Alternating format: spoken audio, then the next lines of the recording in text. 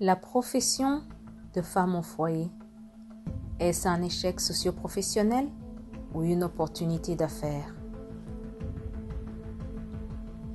Par définition, une femme au foyer est une femme âgée de 20 à 59 ans, non étudiante, vivant en couple et qui réalise la majeure partie des tâches du foyer, à savoir l'entretien domestique, les achats, la préparation des repas, la surveillance et l'éducation des enfants.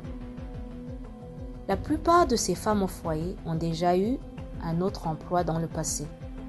En général, c'est par décision personnelle qu'elles mettent leur carrière entre parenthèses pour prendre en charge les responsabilités familiales. Mais malheureusement, vu que la société n'apprécie pas tellement cette profession, il y a plusieurs préjugés autour de la profession de femme au foyer. Le premier est l'oisiveté, puis la paresse, ensuite la fainéantise et encore l'incapacité de se trouver du travail. Mais tout en oubliant que pour exercer cette fonction de femme au foyer, cette profession de femme au foyer, la femme doit vaquer à certaines fonctions, à savoir la fonction de ménagère qui prime sur toutes les fonctions, la fonction d'éducatrice, parce que c'est elle qui s'occupe de l'éducation des enfants, c'est elle la répétitrice au quotidien, la fonction de psychologue, la fonction de médecin, infirmière, garde-malade, parce qu'elle est au chevet de tout le monde dans la maison. La fonction de juge et arbitre quand il s'agit de petits conflits entre les enfants. La fonction d'expert comptable quand il s'agit de gérer au centime près le budget qui est alloué à toutes les dépenses de la maison. Des fois, la fonction de chauffeur et même la fonction de chef cuisinier.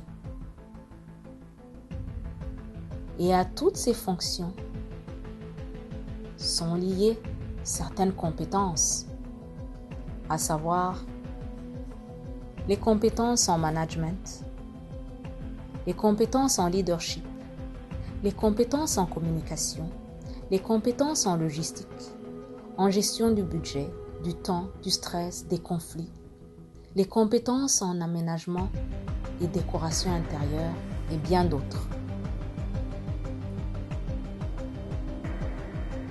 Comme disait Madame Michelle Obama, il n'y a aucune limite à ce que nous pouvons accomplir en tant que femmes. Maintenant, je vais m'adresser à toi qui regardes cette vidéo. Penses-tu que la profession de femme au foyer est un échec socio-professionnel ou une opportunité d'affaires? Au regard de tout ce que nous venons de dire, au regard de toutes les fonctions, les compétences liées à cette profession,